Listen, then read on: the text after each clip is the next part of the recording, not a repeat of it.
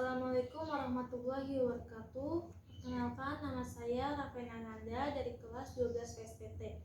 Kali ini saya akan mempresentasikan suatu produk yang dapat diproduksi secara massal. Saya mengambil satu contoh produk yang dapat diproduksi secara massal, yaitu bakso. Bahan utama yang digunakan dalam pembuatan bakso yaitu daging sapi. Bahan pendukung dalam pembuatan bakso yaitu penyedap rasa, tepung tapioka, dan es batu. Peralatan dan perlengkapan yang digunakan dalam pembuatan bakso secara massal yaitu 1. Silent cutter. Mesin ini digunakan untuk mencampur adonan bakso seperti daging dan penyedap rasa. Yang kedua, food processor. Mesin ini digunakan untuk mencampur adonan daging yang sudah ada dalam bentuk pasta dan tepung tapioka serta bumbu. Yang ketiga, mesin pembentuk bakso. Mesin ini digunakan untuk mencetak bakso dalam bentuk bulat dengan proses perebusan dan pengangkatan. Yang keempat, vacuum sealer. Mesin ini digunakan untuk pengepakan kedap udara yang menggunakan teknologi listrik. Standar alat dan bahan dalam pembuatan bakso secara massal. Standar bahan daging sapi murni berkualitas CL95 dengan komposisi daging 95% dan lemak 5%. Standar alatnya sesuai dengan standar SNI. Berikut video proses pembuatan bakso secara massal. Ini dia bahan utama pembuat baksonya. Daging sapi yang digunakan adalah daging sapi murni berkualitas dengan kategori CL95. Artinya komposisi daging sebanyak 95% dan sisa lemaknya cuma ada 5% saja. Daging sapi kemudian digiling kasar. Tujuannya untuk memudahkan proses pencampuran dan pembentukan bakso nantinya. Nah, biar rasa baksonya makin enak, diperlukan juga beberapa campuran bumbu sebagai penyedap. Ada juga tepung tapioka sebagai pengikat dan pembentuk tekstur adonan bakso. Lanjut, daging yang sudah digiling dicincang bersamaan dengan bumbu yang sudah disiapkan sampai merata. Campuran es batu diperlukan sebagai pembentuk tekstur kenyal, mirip pasta pada adonan bakso.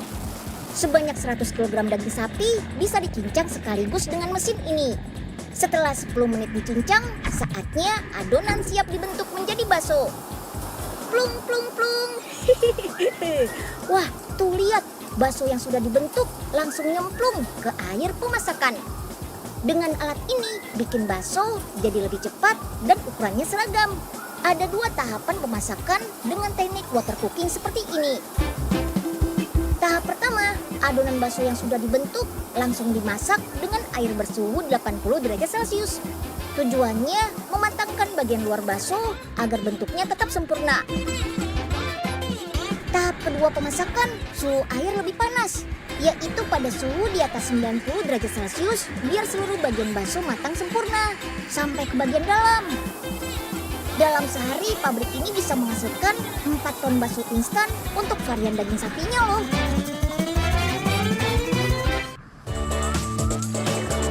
Untuk menjaga mutu dan kualitas bakso, pabrik ini menggunakan teknologi IQF atau Individually Quick Frozen.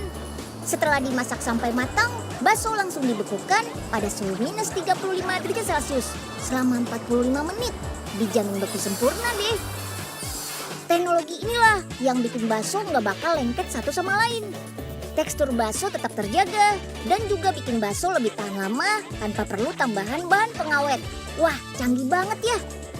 Untuk memenuhi standar identifikasi bahaya dalam makanan, satu persatu bakso bakal melewati metal detektor biar nggak ada benda atau logam berbahaya yang ikut terbawa. Bakso-baksonya sudah siap untuk dikemas nih. Dengan mesin modern ini, setiap 8 butir bakso dikemas ke dalam satu wadah secara otomatis. Penggunaan mesin juga bertujuan untuk menghindari kontaminasi akibat sentuhan langsung dengan manusia.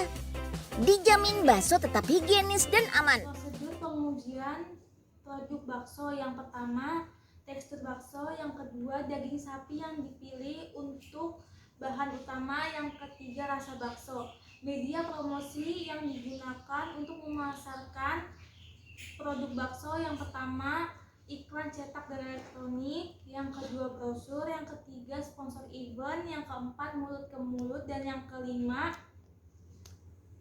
melalui online ataupun website. Sekian presentasi dari saya. Wassalamualaikum warahmatullahi wabarakatuh.